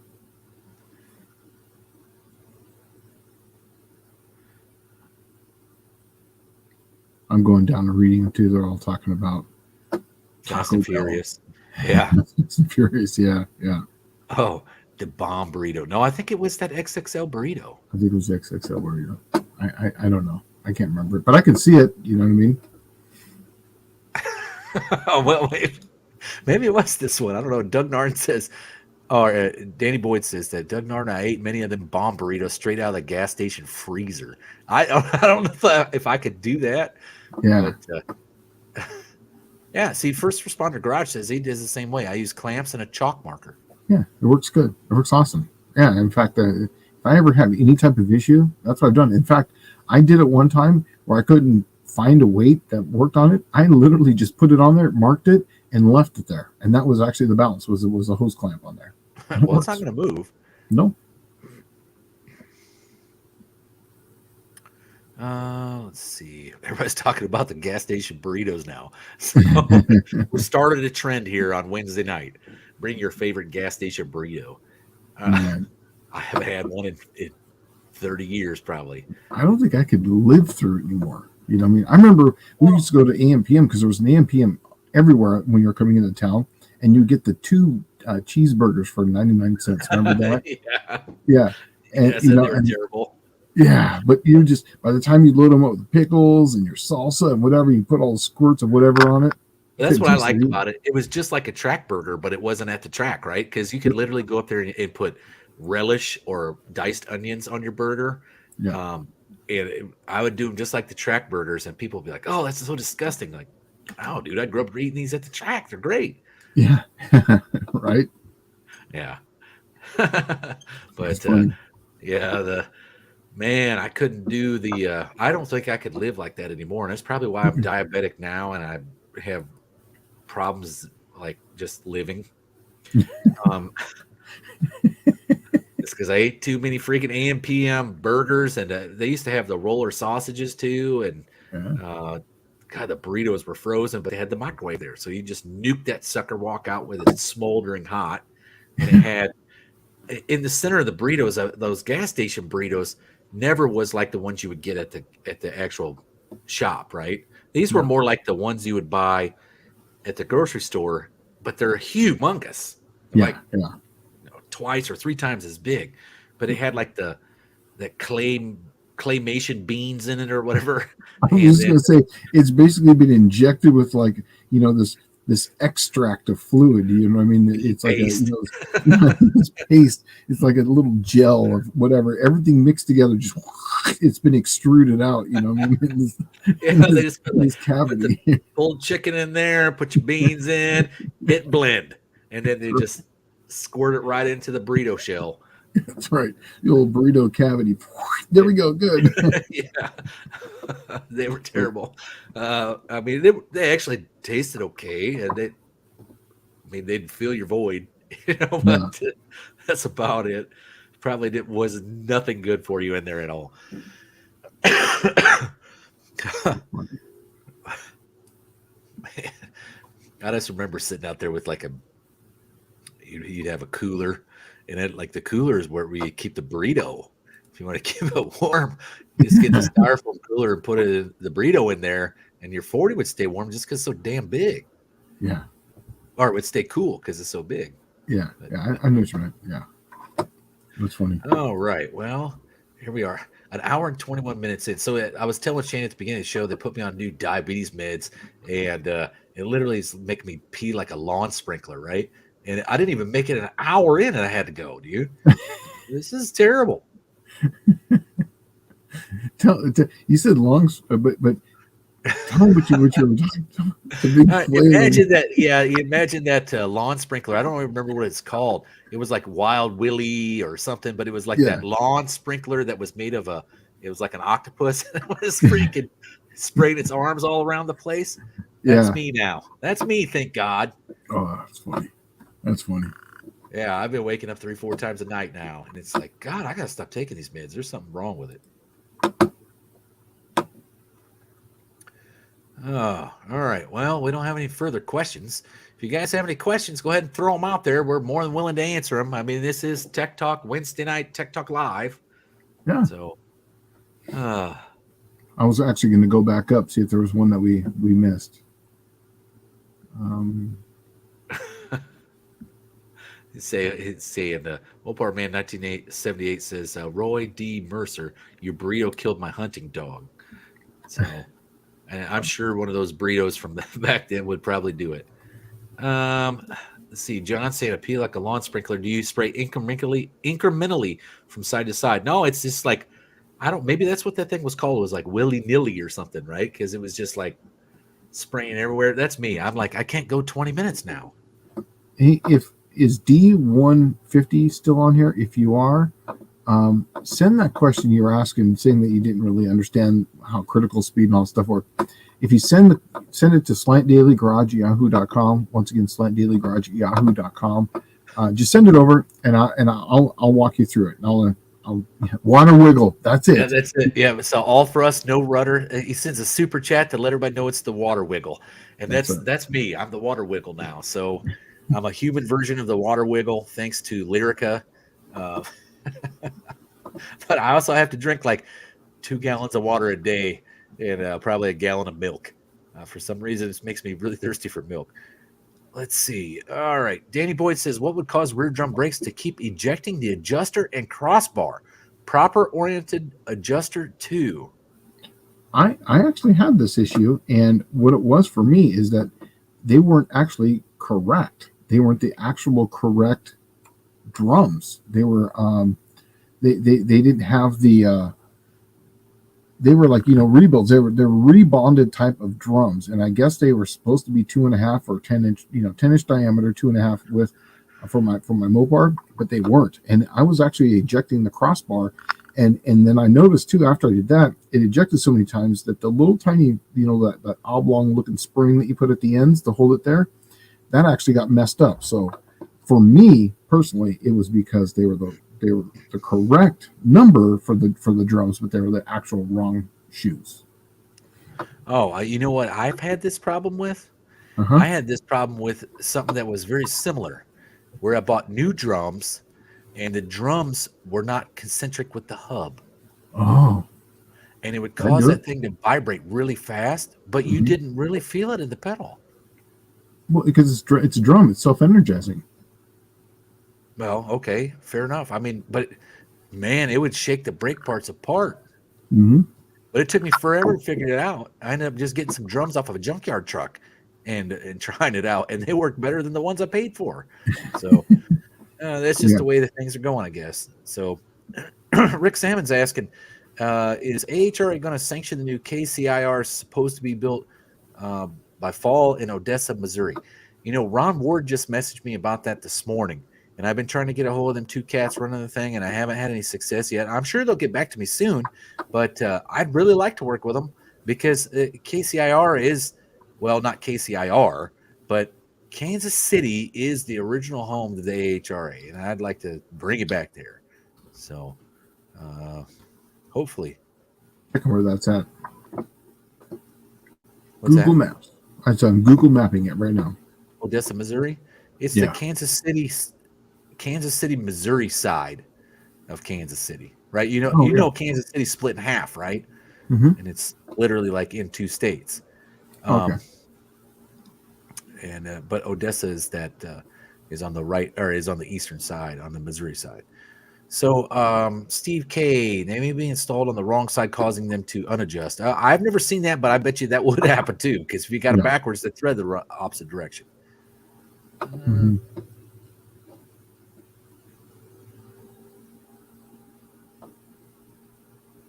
First responder was saying that a broken or missing P brake. Is this because I got broken or missing parking brake, and then you don't feel rear brakes because the wheel cylinder also lights back and forth, absorbing the vibration. Oh yeah, that's true. Yeah, Mhm. yeah. I was always wondering why I didn't feel it, but yeah, now that makes sense. Yeah, because it's And going the, to and go. the Yeah. and the shoes themselves have some wiggle room as well. So I guess Hmm. how depending on how far it is off, uh, you might not even notice it at all. There you go. So Rick Salmon saying that it's 30 miles east of Kansas City, Missouri. Yeah. I'm looking at it like, man, where I'm at, it would actually be the easiest just go up to St. Louis and then cross over the 70. From Because where there's you're really at, no, would be yeah, straight west on 40, isn't it? 40, but then there's really nothing going north, is there? Once you get into Arkansas, well, no, you probably have to go to Little Rock. Yeah, I go to Little Rock, then I would basically all the way 40 to almost Fort Smith, then I took the 49. Oh, you're right. Maybe it might be easier to go to St. Louis. I figured traveling north and then southwest was kind of defeating of the purpose. Yeah, still, yeah, same type of thing. I would actually pass over it. Same, same difference, really. So Ed's Machine saying that he used to build drive shafts for a guy. We never balanced them because they were built under 5 thousandths TIR with Spicer joints. So that means that they were within 5 thousandths of straight, right? So, Yeah, I do okay. too. Maybe that's what. Well, that makes more sense then. If you're heating and cooling it and you're shrinking the metal and you're straightening it, all you're doing is getting it within that 5 thousandths tolerance, so you don't have to balance it. Yeah.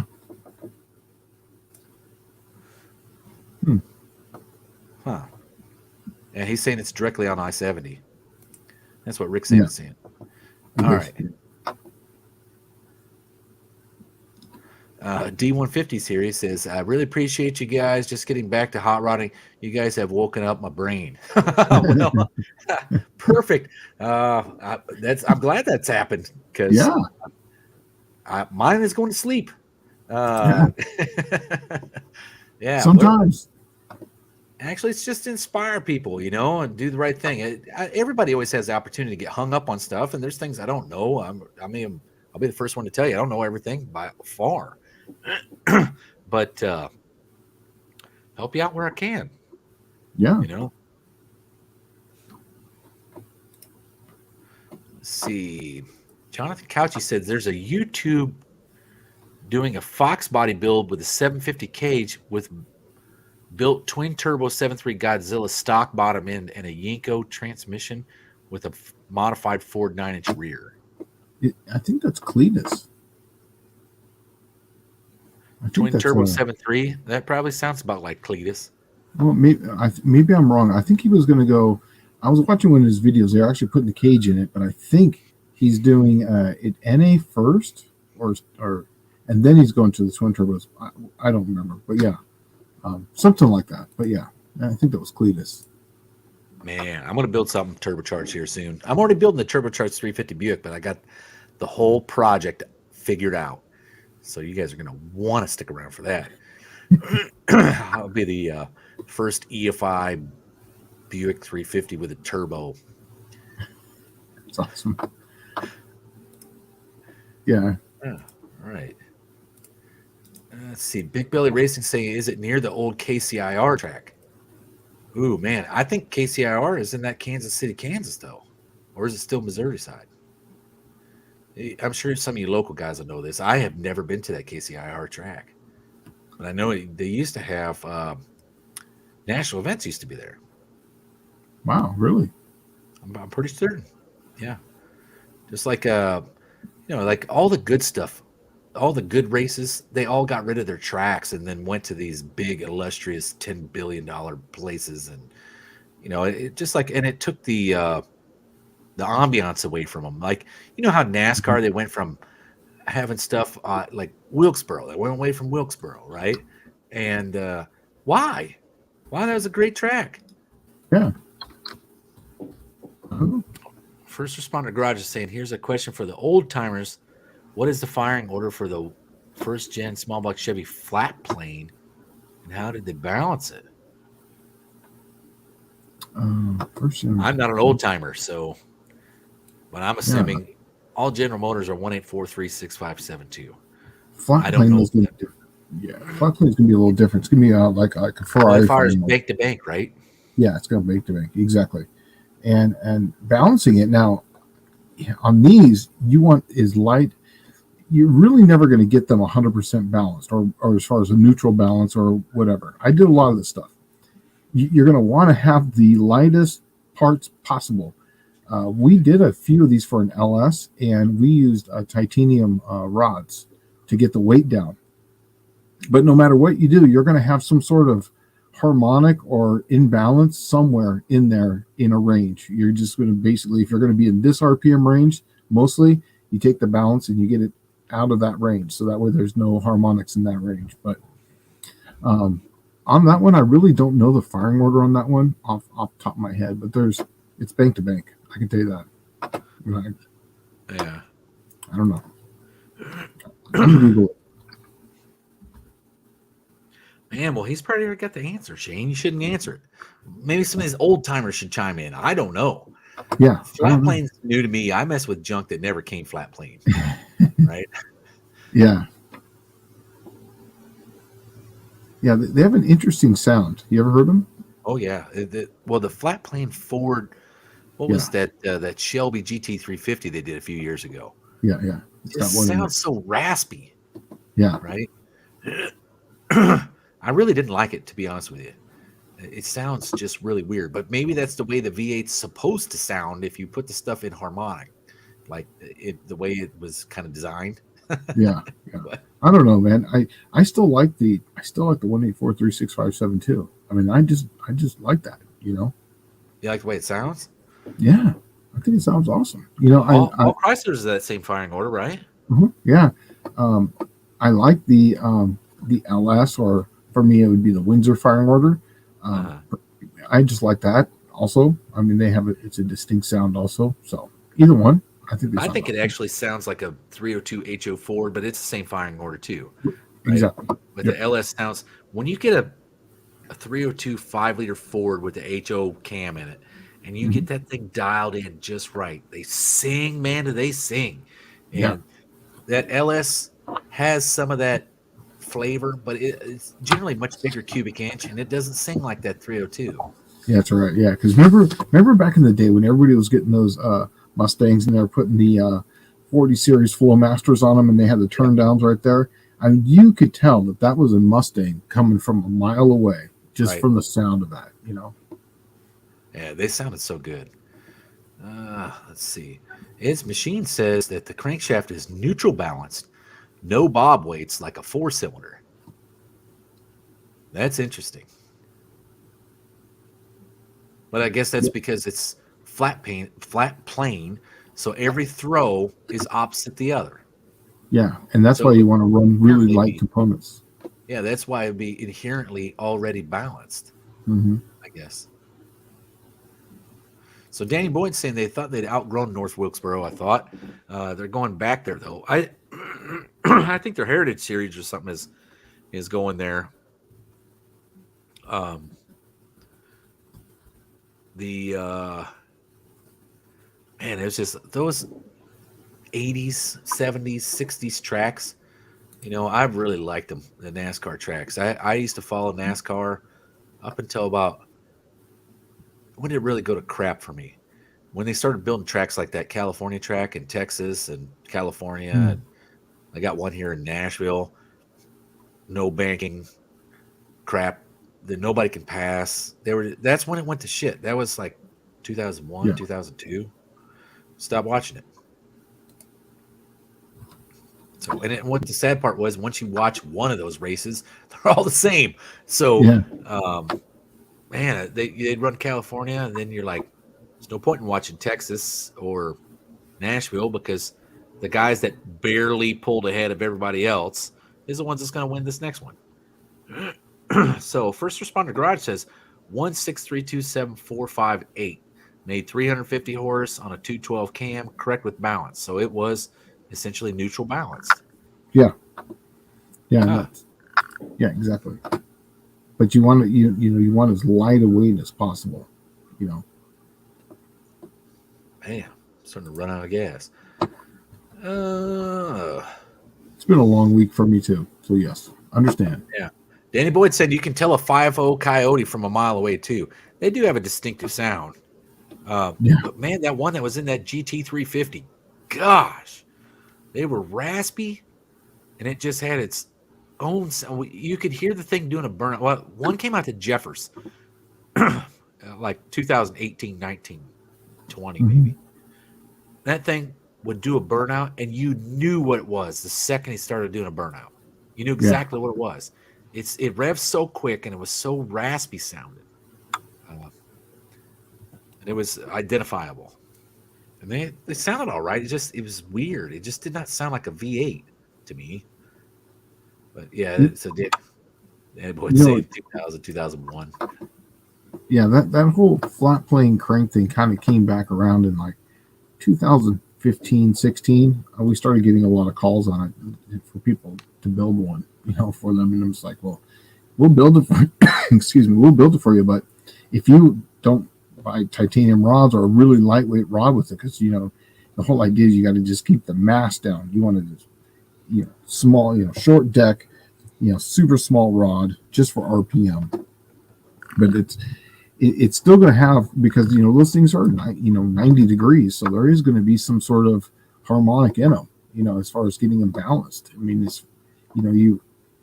normally you'd want a balanced shaft in there somewhere. Yes, there are a 4-cylinder that's going this direction, there's a 4-cylinder going this direction, but because they're going in those directions, the force is going this way and force is going that way.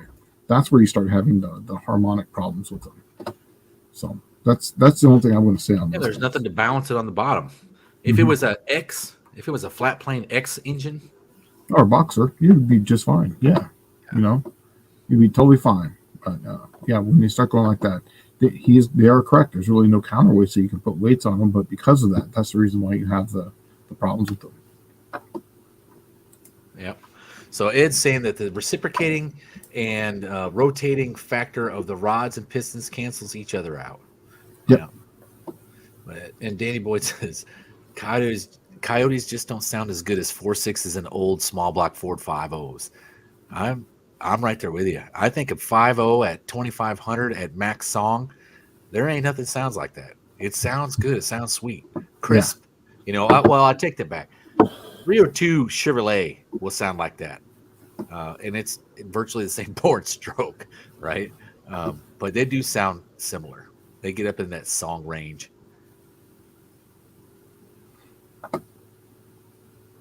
Let's see. Anybody? So D150 asks, anybody have a set of 4.280 Chrysler forged pistons with any kind of dome?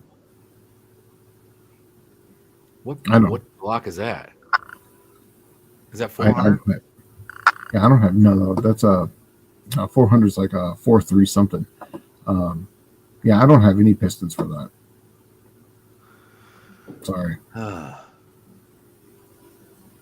Oh, we got a question here. Stagger proof.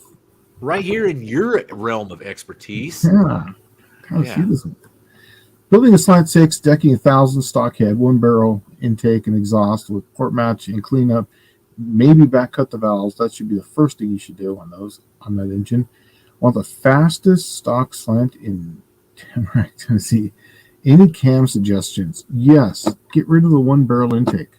And even if you went to a 2 barrel. He said cam suggestion, though. Yeah, I know, because I fully understand that. But, your camshaft is going to be completely different with a 1 barrel on it, because you're really not going to go much over, say, like, I had a 1 barrel on mine, and I think it was a 215, and I made it on a really tight 106 LSA, because obviously you're not going to want, who cares what happens after 4,500, especially with this. If you deck 1,000ths on this, I would also deck the head also. I would deck the block and deck the head. Try to get that thing as close to 9.3 to 1 as you can, or 9.5 really. And this is really going to bring up the cylinder pressure. You can put on a 106 or even a 108 on that camshaft right there. But if you actually put a 2 barrel on this, you would be light years ahead than the 1 barrel, because it's just going to run out of poop at about 4,000 RPM with the 1 barrel. There's just not enough air to support that. So as far as cam suggestions for what you just said right here, I would be at like the 215. You could probably even put a little longer on the exhaust, since you're going to be running the stock exhaust manifold. So you could probably run 215. Let's call it 220. Put it on a 108, and I wouldn't go much over 450, 470 as far as the actual lift. You're not really going to see anything beyond that. Man, I'm going to tell you something here. This is Mopar Man 1978's comment. It's not a question. Wish people would run something other than flow masters. They don't flow that well, and if you have a radical cam, it sounds like golf balls bouncing around inside the mufflers. And I'm going to disagree with you, man, because what you're looking at right now is probably 40-year-old technology, right? 35, 40-year-old technology. The first time I ever heard of them was in the 90s. So we're getting up there. In comparison to other mufflers in 1990s, Flowmasters were the top of the line. They would outflow everything, hence the name. The only thing before that was the turbo muffler. And the turbo muffler, you can almost rearrange those letters to come out with turd muffler. I mean, they were sucky, man. Yeah. And if you ever bought a brand new set of turbo mufflers and blew the guts out at high RPM song, spraying it to death, that's the first thing that happens. It blows all the seams out and all the guts come out of it. It expands. It literally expands. That's what happened to me. And that's where the Flowmasters used to reign supreme. Now, the bouncing golf ball sound is actually that's exactly how those mufflers work. There's nothing inside of them except for a baffle. And the baffle is not a baffle that you would think of. It's actually taking the pulses and canceling each other out the way that it's designed. And so it's taking one pulse in, whips it around the baffle, and it hits the next pulse coming in, right? And it cancels the noise out by doing that. That is your golf ball sound, is actually the sound being canceled out inside. So, but I do like a Flowmaster. I'm pretty biased on that, but I would never say they suck. I'm sure there's things that outflow them now, but it took them 40 years. Yeah. I've always been there's a few things that me and I'm not a name dropper, but Freiberger, if I can see through the muffler, that's better. That's the one thing. If I can look through it and I can see daylight. You can look through a Flowmaster. Yeah, it just depends how many chambers are in it. And if you go, the less chambers you have, the less sound canceling it has, the easier it is to see through it. But Yep. So Big Billy Racing asks, Shane, have you spec'd any AMC V8, specifically 343? As far as spec camshafts for them, I'm assuming cams, yeah. no, most of them have always been 401s. That's really the most popular one that I've done for the AMCs or the 360 AMC. But I don't see why this would be hard as long as do we have a blank for it, or do you have a core? Basically, if this is something that they don't make an actual camshaft core for, and you have to do a regrind, I couldn't tell you anything until we had some camshafts. So send me some, I can profile it, and then I can tell you what I can put on the camshaft, because the camshaft's going to tell me what I can do to it. Just kind of like what I'm doing with Dallas's 350. It's the same thing. There's only so much I can do to it. Oh, Clayton's Toolbox. Caltrax with Leafs versus 4-link suspension, pros and cons. I've had them both, and the Caltrax is super easy, and it's inexpensive. You're not cutting your car up. For me, who doesn't really want to, and the level of power that I'm putting to things, for me, it's all about Caltrax. If you're really putting the power down and you're running a big tire and you're hitting that thing really hard, then go with the 4-link. Pros for the Caltrax, cheap, easy. It goes in. It usually works within a couple squirts down the road. You're going to figure it out. Cons, the only really con that I've ever had with them is that sometimes I've dead hooked with them and it just wouldn't flash the converter correctly. 4-link cons, expense, modifications, and a lot of work. But you're talking factory 4-link, like a triangulated 4-link in a G body or a Mustang. Yes, yes, that's a whole different story. I was just thinking, since he was talking about Caltrax in general, that means that you're probably going to modify your car. But if that's the case, then just go get a Mustang. They come with triangulated 4-links in them, don't they? Yeah, yeah, that's what they have. But I think maybe you're right. After you saying that, I think now that he's talking about putting Caltrax on his Leafs versus 4-link in the whatever he's got that has leaf springs on it. Yeah, my car runs mid-9s, and I have Caltrax on it, and it works. It worked literally. Put it on there, a couple adjustments on the shocks, and then just getting the preload on the upper bar that goes onto the split monoleaf, and I think I had them tuned in a day at the track. So it was, and you just watch that 60 foot time go just drop. So it was really I know easy. Caltrax are easy. Yes. Because just about everybody that was running Leafs, instead of back half in the car, they just started going with Caltrax. Mm-hmm. And then what was really neat out in Southern California was that was the first time I'd ever seen small tire stuff before anybody was calling it small tire stuff, right? Mm-hmm. Like there was a lot of Novas, Dusters, Falcons, early Mustangs that weren't back halved running a 9-inch tire and Caltrax, and they're getting it done. They're running like in the high 5s, mid 5s.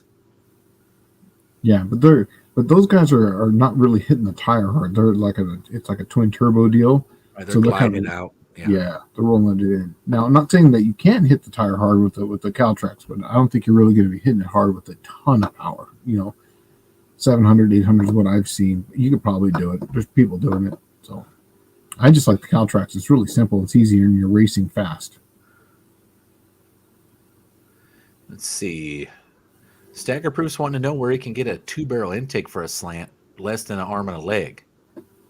They sell them out there. If you're handy, take your 1-barrel, cut it up, and make it into a 2-barrel. There's plenty of people who've done that.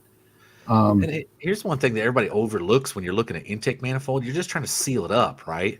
There's nothing wrong with taking an adapter plate, open that thing up. Who cares about bolt holes? And put a bunch of epoxy on that sucker. It will hold for quite a while. That's right. Also, if you go to 4A bodies only, there's a lot of people there selling stuff, from Mopar guy to Mopar guy. So you're not really, some of these guys are just getting rid of stuff. So I would look on eBay. You could probably get them, pretty inexpensive. I know that I have a few of them, but I'm not selling any of them right now, just because I've got them so modified for mine. probably wouldn't work for anyone else. All right. Jonathan Couchy. Oh, you know what? Hey, here's First Responder Garage says Flowmasters suck, and so do straight pipes. Flowmasters screw with the pressure wave. Just my 2 cents. Mm-hmm. That's or $2. I agree with them on that one. So I kind of kept my mouth shut with the Flowmasters. I got them because I like the sound of them on my car, but then it's once you start getting your first and second order as far as waves go, that's when you start really seeing problems with them. I just saw guys running better ETs with mufflers on than they did open headers. And, yeah. So I think Flowmasters are cool. Yeah. Yeah. So Jonathan Couchy wants to know, what do you think of a 107 LSA cam in a low compression Dodge 360? Without knowing the rest of the camshaft numbers, so I can look at the overlap triangle on that, it's hard to really say because I just don't. For me personally, I just don't go by a 107 is going to do this and a 108 is going to do that, because if you're dealing with, like, say, a 107 but it's a 201, you're really not going to see much there. The Reach 50. So I like them because it's going to trick it into thinking that it's going to have more compression. So your cranking compression is going to go up. So I would tend that, and that's the reason why a lot of those whiplash cams or the mother humpers or whatever, they'll have a small duration on the intake, they'll run a massive duration on the exhaust, and then they'll tighten up the LSA because you're really tricking the engine to think it's got more compression than it's really got. So I would tighten it up. If it's a low compression Dodge and you really don't want to take it apart, do it. Who remembers Super Traps in the 90s? Dude, that was the muffler if you were like a street rod or no street machine guy. Yeah, you can tune it because of how many stacks you put on it, you know? Yeah. I got my Volkswagen, I used to have a stinger on it that stuck out 14 inches past the bumper. And I kept getting popped for that thing. It was a fix-it ticket all the time. It was like $10. So then I went down and got a Super Trap, and literally a Super Trap didn't stick past the bumper, and then I could tune it with the plates on it, and I could drive it around. And then when I got to like go street race, I would just undo the 4 bolts, pull out all the things, and it was just basically like a Stinger again. Yeah, it was cool. Yeah, they were not a bad muffler. I tell you what, those things came out at a bad time because that's right when Flowmasters really took off. Yeah. And what I seen them used on the most was like 90s motorcycles, because it was the cheapest motorcycle muffler you were going to get. You could go down to the dealer and get a header pipe, like a lake pipe, and then put a Super Trap on it. And the Super Traps they were still expensive. Don't get me wrong. They were like $200, right, for one muffler. But you would put one of those on a motorcycle, and then just like Shane's saying, you drop the plates on the end, and voila, open lake pipe.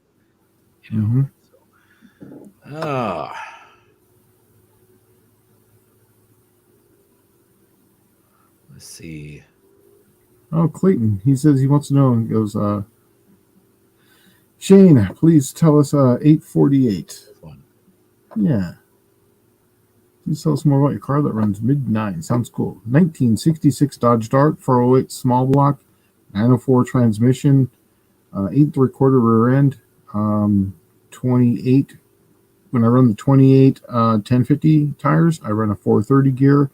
If I run the 29 5s, I run the 456 gear. It's got a low ratio first and second in it, and it's got 361 dash heads on it. Just your basic build, and it only runs that way just because I do camshafts and so on and so forth, and I don't mind RPM something, so it goes fast. Same with Dallas. Dallas has got one too right there. Yours is what, 960? Runs about the same, yeah. 950. Ran 957 up at Fontana when I was trying to get her dialed in for some super gas racing at 990. Yeah. So yeah, that was Shane and I used to run in like this. We did Match Race Madness, and we were paired up once for Match Race Madness because they used to pair us up based on ET. We used to run around with this group of guys that we all ran like it was like 28 10.5 NA class. It was 10.5 NA. That's what they call it. 10.5 NA. And we were like the guys that had a family and kids. And so we're like the slower end of the spectrum. Because there were some dudes out there clicking off mid-pack. Mid-pack. Okay, yeah. We were mid pack. Let's just put it right, because there was guys that were really slow. I mean, there it was like, some guys that were like had no business being there. yeah, they basically were the people that were just contributing to the fund. You know, what I But mean, you they could just wanna tell go- there was a definitive line between the guys that were conscious of where their dollars went, and then the guys that weren't. And it was like a whole second difference. Yes, yeah, they're fast. At that time, I think it was Shiloh Davis. I think he still Yeah. might be the record holder. He was, I think he was going 550s or 560s at that point in the 8th mile. That's just flying. I mean, that's hauling ass. Yeah. Oh, dude. And that was back then was like, let's see, everybody was running a 3-speed because you didn't have an engine that would make enough torque to haul that 2-speed for you to run that kind of ET. Then that changed, and guys started building like 1,000-horse small blocks, and Yes. then it went to the 2-speed, and then the ET started dropping, but the mile and hours were like stupid numbers. You know, like let's say in the 8th mile you run a 540 at 124. Yeah, Right? 120 plus. Yeah, Yeah. And you're like, all right, I'm out of my league now, you know, because Shane and I were just cracking like $110. So yeah. I think it was like right in the 112, 113, 114 in oh that well, you're range. pulling more horsepower than me then, because I was only like 108, 110. That I think 110 is the fastest it ever went the 8th mile. Yeah, But I also had the tallest setup that anybody else had, which is I was actually running a 9x30 tire with a 390 gear in the 8th mile. yeah, and that's why you had that, because you would back half. That's why you would have more speed in the quarter mile than me. I was tapped out like a 140 or 141. You know. Oh yeah. Yeah, I'd come through no, I'd do 140, 141. Let's see, that when I first put it together and ran out there, ran a 974. Well, when I first ran it at Fontana, I ran a 974 at 133. Mhm. Then I found out the converter was slipping by 25%. So I put a good converter in it. And then it ran, I think first pass I went out there, I didn't think the converter even worked, to tell you the truth, because we ran it at the 8th mile, didn't make any difference whatsoever. It just slowed down by a 10th in the 8th mile. Oh, And then I went up to Fontana, and that's where it really worked, because then it dropped down to like I think it was running 950s at that, because it ran 970s before it ran 950s, but it went 950s at like 140, 141, but everybody was like, "Hey, you're gonna have to get a parachute." So then we went and looked at the rules, and it's 150 is the cutoff, I think, for the parachute. And I'm like, "Yeah, there's one safety piece I don't have to buy. I mean, I got all the other crap." right. Yeah. Yeah. And it's like, man, that's the thing I hate about safety stuff is like you literally, it never feels like you get anything out of it until you actually need it, until you're on fire or you're hitting your head and that's like A bad day. yeah. And I mean, you might spend thousands of dollars for that one bad day, right? And it's never sat well with me, but I can totally see the reason for it. Yeah. So, oh. Craig, get to the last one now. Yeah. Oh, this one here? At the very it's Craig right there. Anyway, spec out a cam for small engine. Yes. Send that to slantdailygarage@yahoo.com. Slantdailygarage@yahoo.com. Send the whole setup. What I really need is like head flow and so on and so forth. What you tend to do with it. If it's going to drag car, just tell me the car, kind of weight, whatever, tire size, gear ratio, whatever. Send that all, and then I'll see what I can do for you. And why not? Send it over. Yeah, well, and then we're coming down to a close. We literally got like a minute left, folks. Oh, So, really? yeah, it went by pretty quick after my pee break. After I went, what is it? The wiggle? Something really wiggle? I'm going to go back and look now. Yeah, that was good. Oh, go down one more. First responder. Water wiggle. Water wiggle. Yeah, that's it. Okay. First responder garage says big belly crutch a low compression using a tight LSA. You get more negative pressure pulling on the piston, which supercharges air movement. That's why pistons stretch.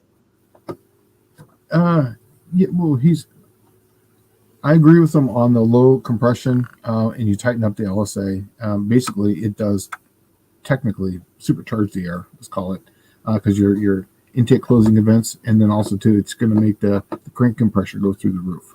So, or actually, I shouldn't say through the roof; it just makes it higher. So it tricks in. I think it's got more compression. So yeah, I agree with that. Well, I guess anything you need to plug, Shane, before we get out of here and set up a program to talk about water wiggles next week? No, I actually I need to start making some content, man. I've taken a little break I was like, I want to take a break for a couple of weeks. And then I took a break for another couple of weeks. And I was like, I'm kind of just taking a break, I just dropped a video right before this one, right before this live. I did. It was my take two and make one main body rebuild for the my stage 1 carburetor. Yeah. And so 6% Recycle says, hey, hello, all just got here. And it's over. Yeah, we're out of here. So until next Wednesday. Yeah. Or you can just go back and rewatch it. Yeah, exactly. Yeah. Find the water wiggle. Find the water wiggle. Right. Yeah. But until next Wednesday, I guess Shane and I are out of here. So we'll see you all next Wednesday. It's been a good show. Thanks for showing up. Thanks for stopping by. Yeah. So I'll see you all next week.